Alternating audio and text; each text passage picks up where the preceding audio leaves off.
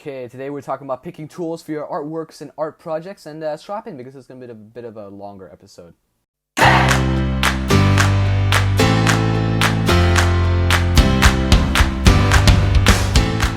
Hey everyone, welcome back to The Drawing Life. My name's Ian and I've been drawing since I was about 2 or 3 years old, and growing up I just used whatever I could find to make art, no matter how flimsy or cheap it was. But nowadays I'm a bit pickier and more particular about what I use, all the tools I use. I've gone to like a certain brand of pen or paper or marker, etc. But how do you pick the right art tools, and how do you know what's right for you? And that's what we're discussing in this video. Now, this video is going to consist of 2 parts. I'm going to go through first, really quickly, all the tools that I use and why I use them. Then I'm going to go through each type of tool again and talk alternatives. Now, before we start, I just want to make a disclaimer. Please take everything that I'm saying in this video as a suggestion, not an order. I am not saying that you have to go get this certain type of tool. I think it's a requirement, basically. I say this in every single art supply video. I think you guys get the point. Let's begin. So I use both mechanical and traditional wood pencils depending on the project. I use mechanical pencils a lot more nowadays just because I can decide on what kind of lead I want in it and just stick to the same grip that I enjoy. So I can have a soft or hard lead in the same pencil, and I tend to have like favoritisms over what kind of pencil and what feels comfortable in my hand. It's just a nicer experience when you're sketching or drawing. And I've grown to love the Pigma Micron pens for inking, and these ink pens range from 005 tips, or actually they also have the 003 tips, but I use the thinnest line that I use is the 005, and they range from 005 to 08. And I also use the Pigma graphics and brush pens from time to time, but though not very frequently, because those are the really thick lines, and I just use I've grown to love Pigma Micron.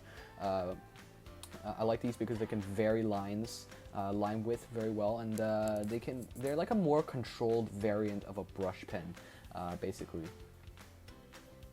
For coloring, I do a lot of cartoons and comic book art-ish artworks, and I color them with Copic sketch markers. It's a marker I'm kind of attached to. I don't use many other brands of alcohol-based markers or markers in general. I have a collection in a case I've built that I can just pick out whenever I need it.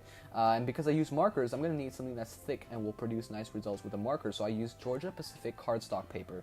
It's very nice, thick and smooth paper. I actually prefer the Strathmore Bristol over the Georgia Pacific cardstock paper, but they're pretty expensive, so I normally stick to the Georgia Pacific. So these are the tools I use, or the majority of them. There's a lot more into detail that I won't go into in this video. I'll do that in a separate video. But for now, I'm going to talk about various types and alternatives for these tools. Drawing is great because all you really need is a paper and pen and you're set. But when you're working on something that you're more determined about, something that's more than a random sketch on a napkin at a restaurant, you may want to consider getting more supplies. But there are many types of each supply. So let's start with a pencil. There are 2 types of pencils popular amidst artists, and they are the traditional pencil and the mechanical pencil. I talked a bit about why I use a mechanical pencil more often just before, but that 100% does not mean that the traditional pencil is to be ignored. Not at all. There are pros and cons to each, actually. It's about seeing what you prefer. Mechanicals are great because there's no sharpening necessary, just a change of lead every now and then. But, shading and construction sketch lines are harder to execute with a mechanical, but luckily, the traditional pencil is great at that. For pens, there are many types of pens if you're looking for pens, and there's a brush pen, the technical pen, the ballpoint pen, and the list goes on. Brush pens are unique in that they can go from thin lines, thick lines in a nice way. You can just by pressing harder, you can get a really thick line or a really thin line at the same time. This is also known as varying line width, just in case you didn't know what I was talking about when I talked about that earlier. But if you're inexperienced like me, they can be really hard to control. So that's just one of the cons of brush pens, and that's why I don't really use them. Technical pens are great, but there are so many out there. There are also 2 types of technical pens, and there's just 2 kinds of technical pens, and when you use them, you'll know the difference. There's one type of technical pen that's more practical for writing. These are usually the ones that have less flow of ink and it's a little bit harder on the tip. and the other type is the one that's more practical for inking, such as the Pigma Microns. I mentioned these before. And another popular brand of these ink pens is Unipin, and I do use these occasionally, but I would prefer the Microns because they can vary line width in a very controlled way. Brush pens are a little hard to control, but with these Microns, you can just push harder, and then you get nice width. Especially when you use the Microns for a while, you can get really thin lines and really thick lines, especially with a 0.8, and you can get cool effects with that. Ballpoint pens are also tricky because it's hard to find a nice one with a nice flow of ink, one that fits your hand nicely, and one that's not so cheap that it will break or snap the first time you click it. Now, ballpoint pens aren't really practical for drawing, they're more for writing. I use ballpoint pens to write a lot, and I've actually discussed drawing with ballpoint pens in another episode of The Drawing Life. Link is in the card. You can go check that out.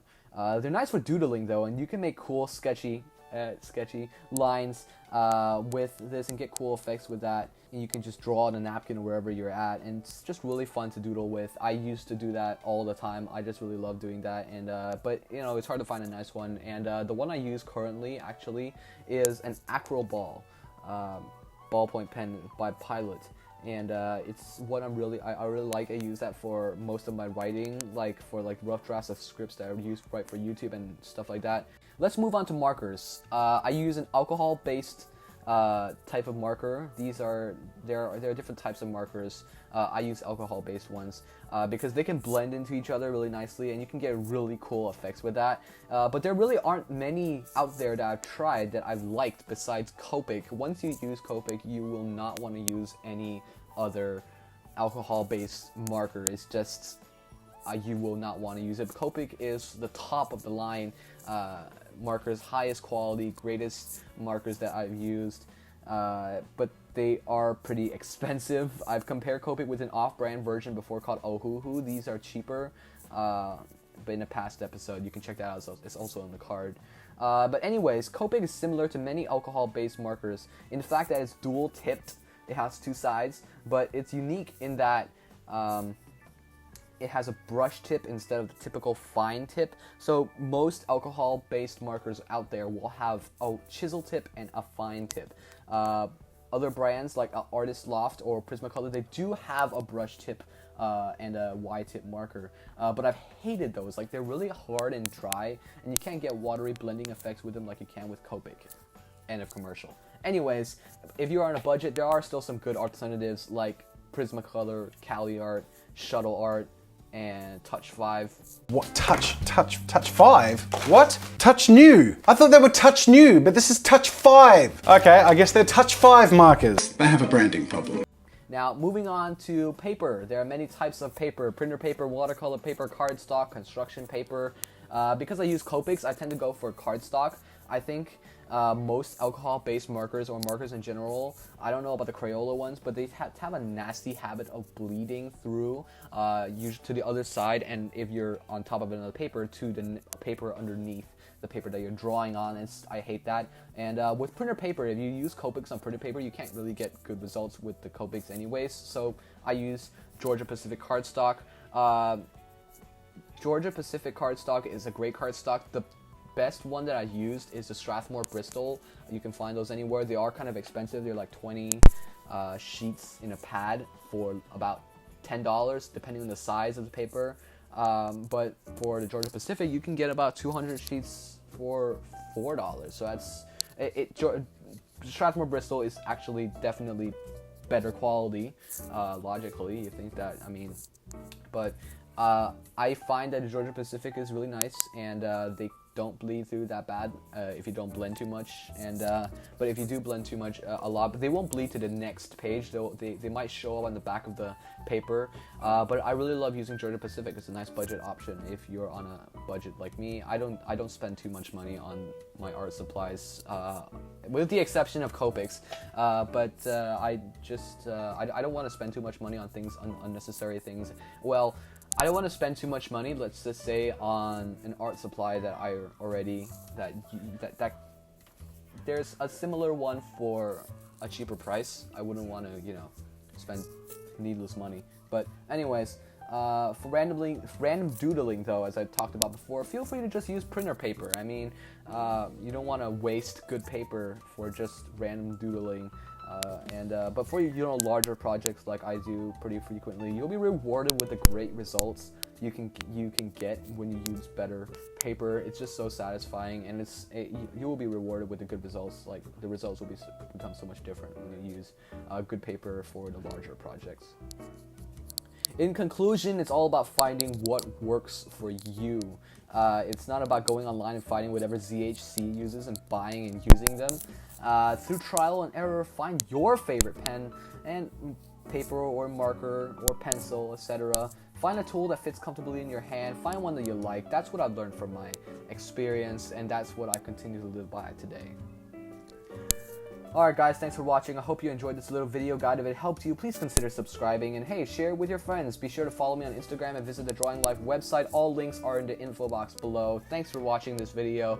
There will be more videos in the Drawing Life ongoing Season 3 playlist, and if you have any requests for what you want to see in the future, just leave a comment down below, and we'll see you next time on the Drawing Life.